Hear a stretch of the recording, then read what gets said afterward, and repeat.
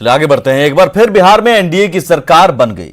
नीतीश कुमार फिर से मुख्यमंत्री बन गए, लेकिन राजभवन में हुए मंत्रियों के शपथ ग्रहण से लेकर विधायकों के शपथ ग्रहण तक ऑडियो वीडियो की व्यवस्था में सुधार नहीं हुआ। ना तो मंत्रियों का शपथ ग्रहण ठीक से सुनाई दिया और ना विधायकों के शपथ ग्रहण के समय ठीक से आवाज आई। सवाल है कि इन कार्यक्रमों में जिनके ऊपर ऑडियो वीडियो की जिम्मेदारी थी, क्या उन पर कार्रवाई नहीं होनी चाहिए?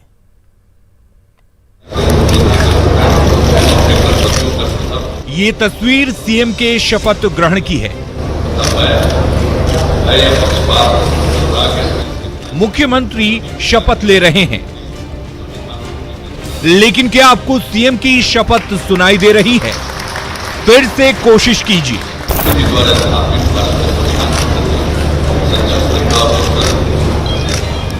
ठीक से सुनाई नहीं दिया ना? आज से 50 साल बाद भी आर्काइव से ये तस्वीरें निकलेगी तो ऐसे ही बेकार आवाज सुनाई देगी और लोग नीतीश कुमार के 7वें शपथ ग्रहण को ठीक व्यवस्था नहीं होने के कारण याद करेंगे। ऑडियो की ठीक व्यवस्था नहीं होने के कारण आवाज खराब तो है ही, वीडियो भी अच्छा नहीं था।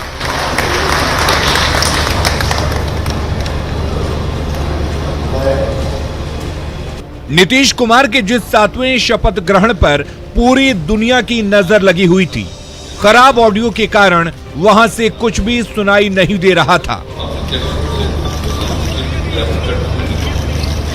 मुख्यमंत्री के बाद 2 उप मुख्यमंत्रियों ने भी मंत्री पद की शपथ ली।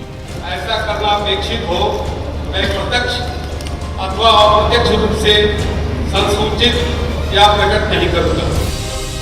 लेकिन हाल वही रहा। अब जरा कैमरा का हाल देखिए, तस्वीरें हिल रही हैं। इससे अच्छी वीडियोग्राफी तो मोबाइल से बच्चे कर लेते हैं, लेकिन इतने बड़े और प्रतिष्ठित कार्यक्रम का ये हाल था। अपेक्षित हो, मैं प्रत्यक्ष अथवा अप्रत्यक्ष रूप से संसूचित या प्रकट नहीं करूंगी।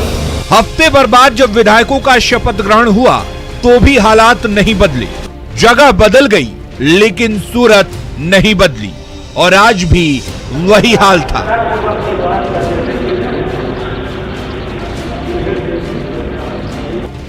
देखिए, तारकिशोर प्रसाद, रेणु देवी और शीला देवी ने शपथ ग्रहण किया, लेकिन किसी की भी आवाज ठीक से सुनाई नहीं दे रही। फिर से देख लीजिए, सुन लीजिए।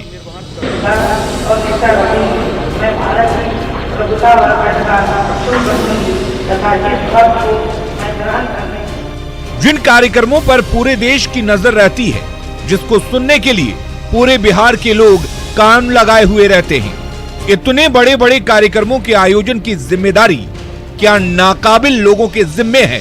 सवाल है कि इस अव्यवस्था के लिए जिम्मेवार कौन है और जिम्मेवार अधिकारी पर कार्रवाई क्यों नहीं? Bureau report, news 18। एआईएमआईएम विधायक के शपथ ग्रहण करने के दौरान हिंदुस्तान शब्द नहीं बोलने पर विधानसभा में राजनीति गरमा गई है। बीजेपी नेता नीरज कुमार बबलू ने कहा, जो लोग हिंदुस्तान नहीं बोल सकते उन्हें पाकिस्तान चले जाना चाहिए। ऐसे लोगों को देश में रहने का कोई हक नहीं। वहीं जेडीयू नेता मदन सहनी ने भी कहा कि अगर हिंदुस्तान बोलते तो कोई दिक्कत नहीं थी, उन्हें हिंदुस्तान बोलना चाहिए था।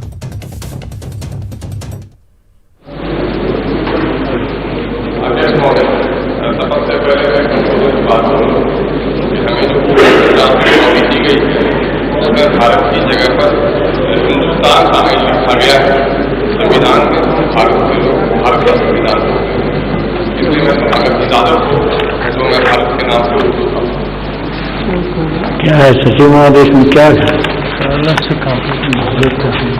तो भारत का संविधान तो पूर्वोत्तर चल रहा है, आज कोई नई बात नहीं न है, सब लोग उसी नाम पर लेते हैं।